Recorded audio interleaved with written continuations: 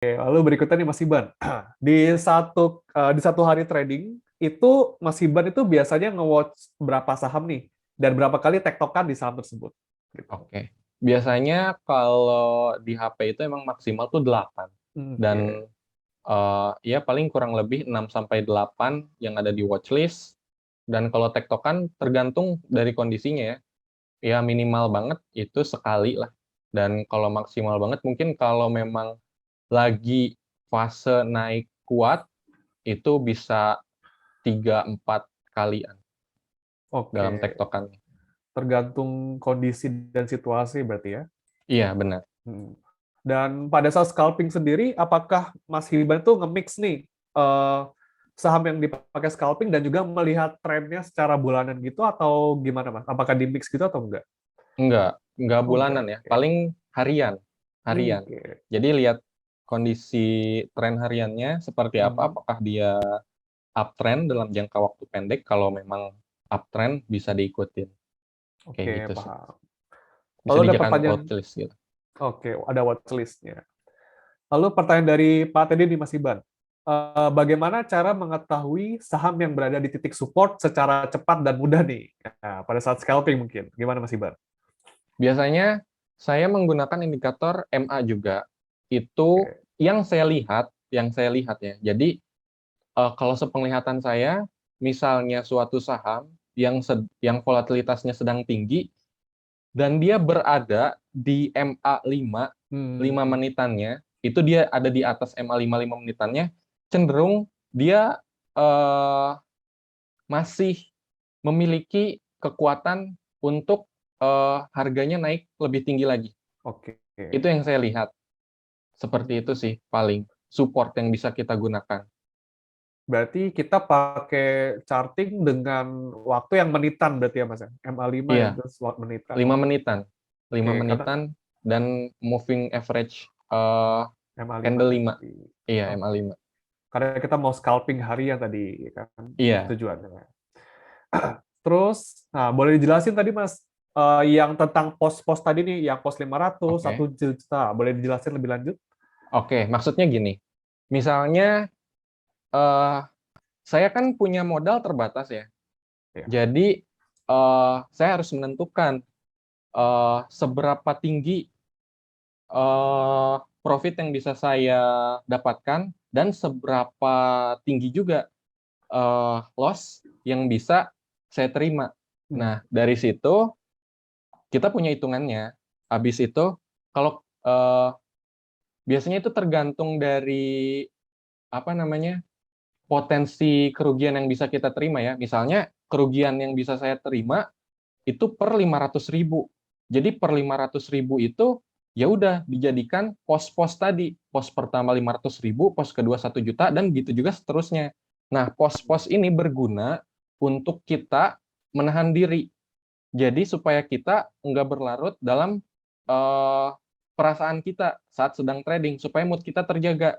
Nah, misalnya kita dalam satu transaksi sudah membukukan profit 500.000, berarti kita udah masuk ke pos pertama kita. Kita bisa berhenti dulu untuk sejenak nih, untuk mikir apakah segini cukup atau mau lanjut Hmm. gitu. Nah, di situ juga merupakan momentum untuk kita refresh otak kita supaya tetap tenang dan juga terjaga moodnya.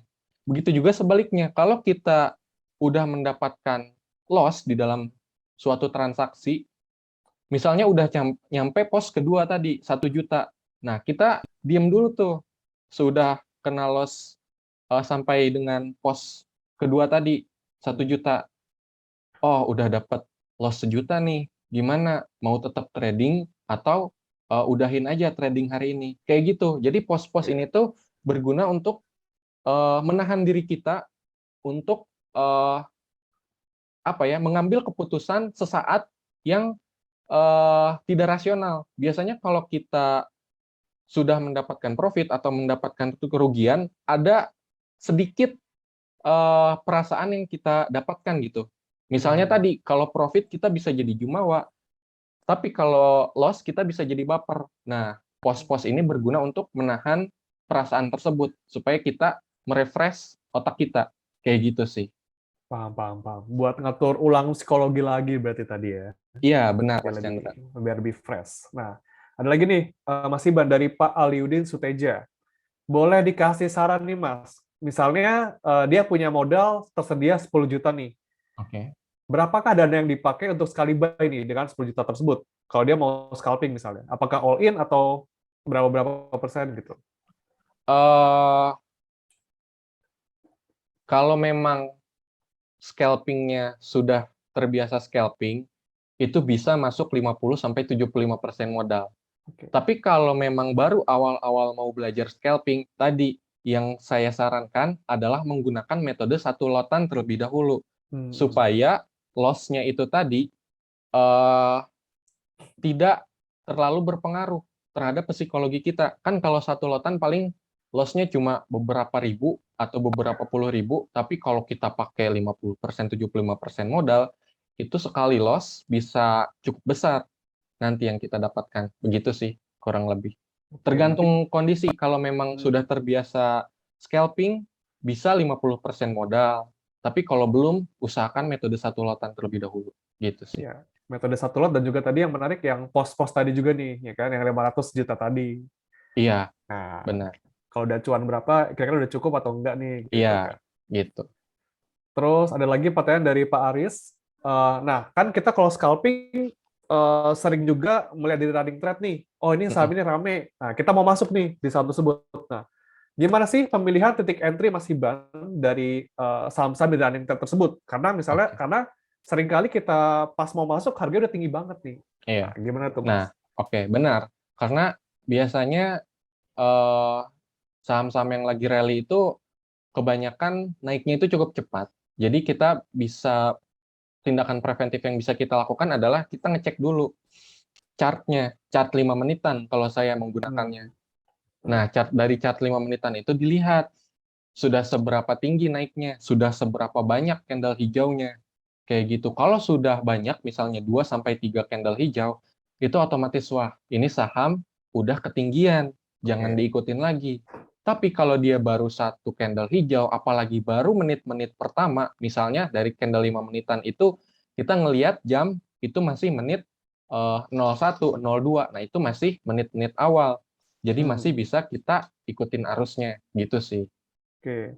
Berarti nggak langsung hajar kanan aja berarti gitu ya Mas. Harus dilihat dari Enggak. teknikalnya juga. Oke. Iya, tetap. Siap. Lalu ada juga nih Mas yang minta saran nih. Mas Iban, saya pernah scalping di modal kecil dan dia cuan terus. Tapi kalau dia pakai modal besar, malah dia loss-nya ya malah loss terus nih. Nah, ini gimana Mas Iban? Ada solusi nggak? Kalau dari saya sendiri, eh, kalau memang dari modal kecil bisa untung terus terlebih dahulu, konsisten dulu di modal kecil sampai bisa profit eh, beberapa bulan, sekitar 3 bulan, itu supaya mengasah kemampuan Hmm. scalping kita. Tadi mengasah pergerakan tangan dan juga kecepatan berpikir kita dalam scalping. Jadi kalau dalam modal kecil bisa konsisten selama kurang lebih 3 bulan, kita baru tambahin dana kita. Begitu sih yang bisa Hmm. saya sarankan. Karena saya juga kan dari modal kecil dulu. Waktu itu sekitar 4 jutaan. Oke. Waktu November 2020 itu awal eh, titik balik saya itu sekitar 4 jutaan kok waktu itu saya. Hmm. Baru lama-lama nambah, nambah, nambah. Saat saya bisa konsisten profit, baru saya tambahin modalnya. Kayak gitu.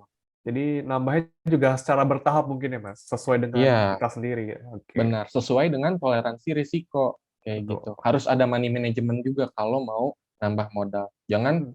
ujuk-ujuk nambah langsung semua aset yang kita punya. Jangan kayak gitu. Waduh. Kayak begitu sih. Nah, berarti kalau Mas Iban nih, pada saat scalping itu langsung masuknya di saham-saham itu all in langsung gitu atau ada sisa cash nih pas kita scalping gitu? Biasanya kalau menit-menit awal, karena volatilitasnya sedang tinggi-tingginya di 15 sampai 30 menit pertama market buka, jujur saya all in ya. Tapi Oke. saya nggak menyarankan kita all in teknik all in seperti itu karena riskan, risikonya sangat tinggi. Jadi sebisa mungkin kalau memang belum terbiasa scalping, jangan sampai all in. Kayak gitu sih. Oke, paham, paham, paham. Jadi kalau yang masih belajar-belajar kayak tadi juga tuh metode satu lot dulu pelan-pelan gitu kan. Oke. Lalu nih berikutnya Mas Iban. Nah, ada pertanyaan. Kalau tiap hari kita apa ya? Teknik screeningnya itu gimana sih Mas? Nah, boleh dijelaskan secara dikit aja nih gitu. Oke. Kalau screeningnya sendiri, saya biasanya per hari itu setelah market tutup, saya cek top gainers. Top gainers itu cek saham yang naiknya sangat tinggi dibarengi dengan volume yang besar. Itu Hmm. bisa dijadikan watchlist di hari selanjutnya karena dengan kenaikan yang besar, yang tinggi dan disertai dengan volume yang besar, itu bisa jadi indikasi bahwa daya beli saham tersebut masih cukup kuat dan bisa ditradingkan secara scalping di hari selanjutnya. Biasanya sesimpel itu sih saya untuk screening. Karena yang tadi top gainers tuh ada potensi buat besoknya bisa manggung lagi gitu ya kasaran. Iya, benar. Oke, lalu pertanyaan dari Pak Michael. Selamat siang Pak Hiban, mau nanya, apakah risk reward scalping itu biasanya 1:1? Nah, apakah boleh lebih atau seperti apa? Nah, kira-kira gimana Mas Hiban? Biasanya saya menentukannya kalau dari rentang fraksi harga biasanya 1-2%. Hmm. Tapi kalau memang sudah 1-2% dan harga masih terus naik, itu bisa kita jaga dengan catatan kita udah siap mau ngejual di harga 2% tadi, 1-2% tadi. Misalnya kita punya barang di 190, ternyata sahamnya naik sampai 196. Nah, kita udah bisa jaga-jaga ngejual saham kita di harga 193, 194 untuk ngehaki. Kayak gitu sih, Oke. Dan kurang lebih. berarti ada kemungkinan meskipun harga saham belum sampai target profit, Mas Hiban bisa buang barang dong? Nggak Bisa, harus. Nah, oke. bisa. Kalau memang kondisinya udah tidak memungkinkan untuk naik. Kalau daya belinya sudah menurun, itu bisa langsung dijual. Gitu sih. Oke, paham. Jadi tergantung kondisi lagi ya, nggak harus kita keep sampai kena TP-nya gitu ya. Iya, benar. Oke, ada pertanyaan lagi nih Mas. Mas Iban, boleh minta tips nggak agar kita bisa masuk di awal saat buka market tuh?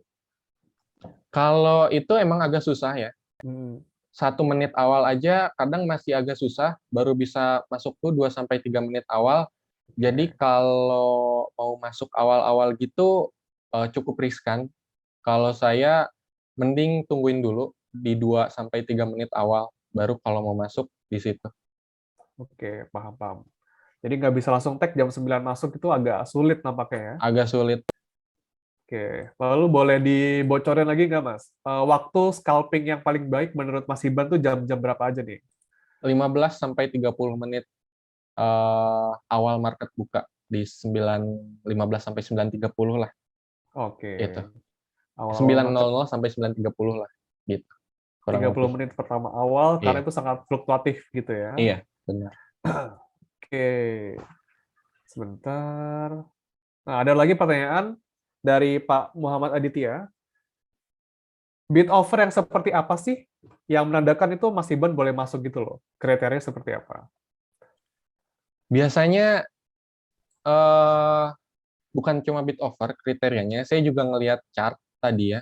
Kalau memang dia early uptrend, itu bisa saya jadikan indikasi untuk membeli saham tersebut. Dan kalau memang sudah ada indikasi dia early uptrend, saya ngelihat offernya di HK terus, saya biasanya ikut di situ. Kayak gitu sih. Hmm, oke. Kalau Mas Iban sendiri pernah mencolek-colek saham yang lagi ARB gitu nggak, Mas? Jarang, Jarang. jarang. Oh, oke. Ini lagi apa ya? Yang jangan ARB lah, nanti takutnya nyangkut mungkin ya. Iya, takutnya nyangkut malah besok ARB lagi bahaya banget. Aduh, serem juga. Oke. Nah, mungkin kalau dari Q&A overall itu aja. Nah, di sini kita buka nih, buka sesi khusus buat teman-teman Masi yang ingin menanyakan secara langsung ke Mas Iban lewat suara. Boleh langsung aja raise hand aja. Nanti kita bakal pilih Siapa yang bisa menanyakan langsung pertanyaannya ke Mas Iban? Silahkan, boleh di raise hand. Nanti akan dibantu. Ya, sudah banyak nih. Kita kira-kira 2 sampai 3 orang ya Mas Iban ya untuk raise hand ini ya. Oke. Yang pertama boleh Pak Eko Nurmanto. Oke. Halo Pak Eko, selamat pagi menjelang siang.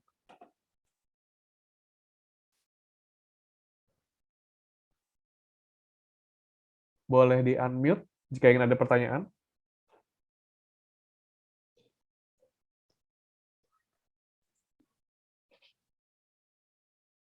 Oke, kita ganti dulu ya karena tidak ada suaranya. Berikutnya kita coba dari Pak John Frido. Halo, selamat pagi menjelang siang, Pak John Frido. Oke, thank you. Halo, kedengaran nggak? Kedengeran, Pak? Dengar. Boleh pertanyaannya?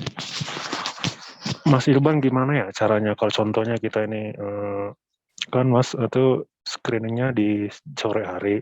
Iya. Nah, sementara Mira itu kan kadang kalau jam 9.00 sering freeze. Nah, kalau itunya gimana ya, teknik entry-nya? Apa nunggu di setelah 9.01 terus lihat bid overnya atau gimana? Thank you. Iya. Saya sekarang hampir jarang masuk di 9.00 sampai 9.01 karena itu pasti bakal sending dan itu bakal delay pembelian yang kita lakukan. Bisa jadi pas kita beli malah menit selanjutnya itu sahamnya diturunin.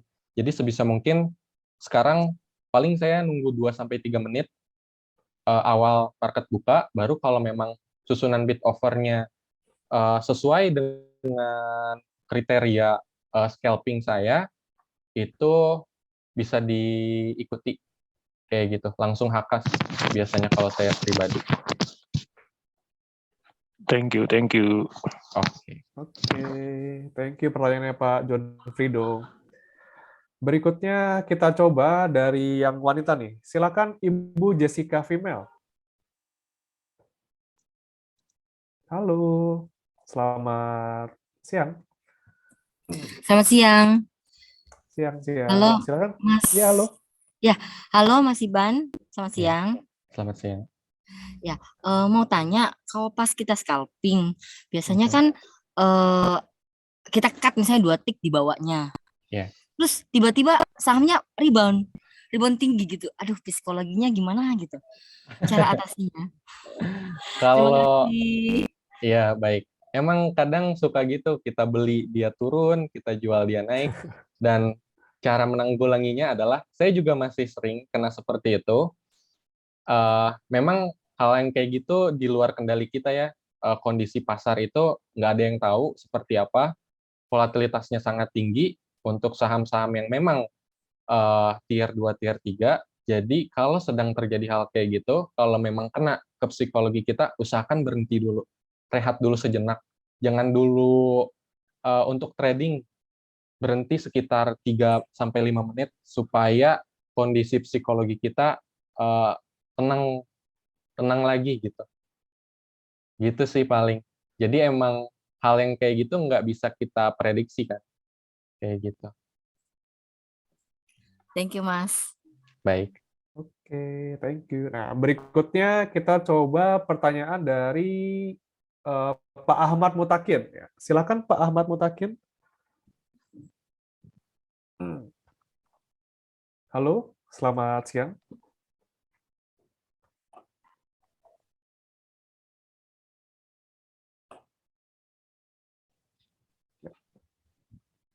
Nampaknya belum ada suaranya. Oke, kita ganti saja.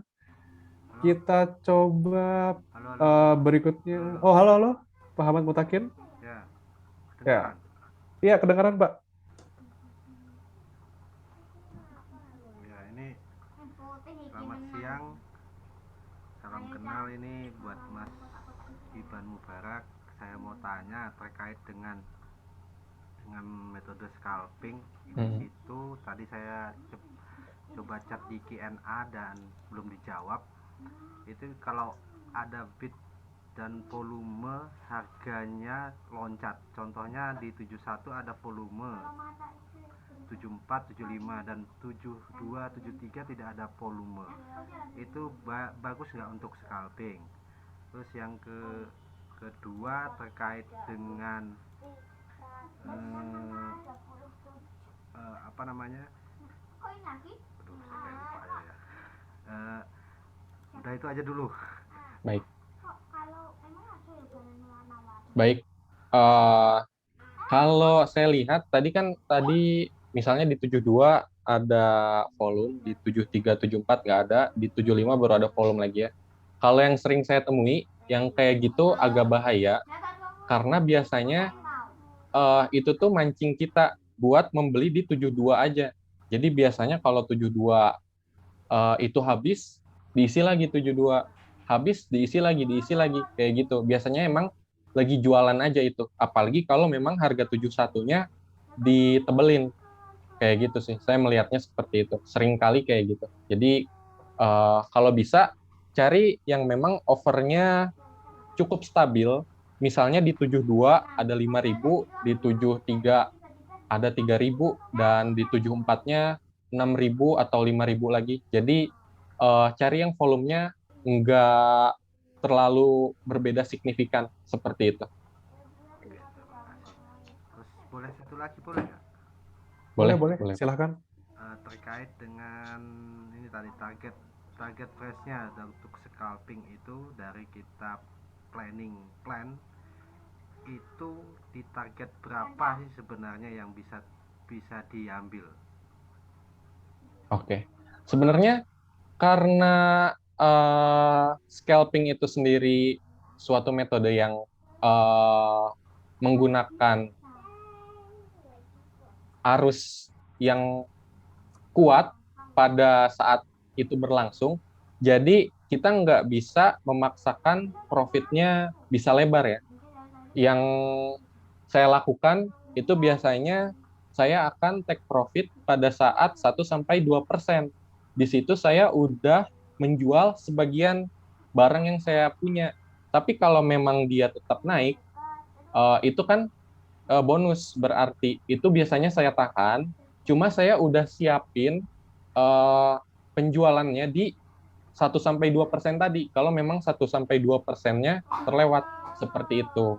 Jadi biasanya memang saya fokus di satu saham dan menunggu saham itu kalau naik, dia bisa melebihi target TP, itu saya tungguin sampai seberapa tinggi. Kalau sudah tidak ada daya beli yang tinggi atau daya belinya udah menurun, itu saya buru-buru langsung jual. Seperti itu sih, kurang lebih. Oke, berarti dipasang di stop loss-nya ya, gitu. Enggak pasang stop loss. Jadi kalau scalping itu sendiri, semua transaksinya manual. Jangan sampai pakai stop loss, karena lama lagi nanti untuk ngesetting stop loss-nya. Gitu sih. Oh, ya, oke. Makasih. Baik. Oke, thank you pertanyaannya Pak Ahmad Mutakim. Dan untuk pertanyaan berikutnya, silakan Pak Oto, boleh.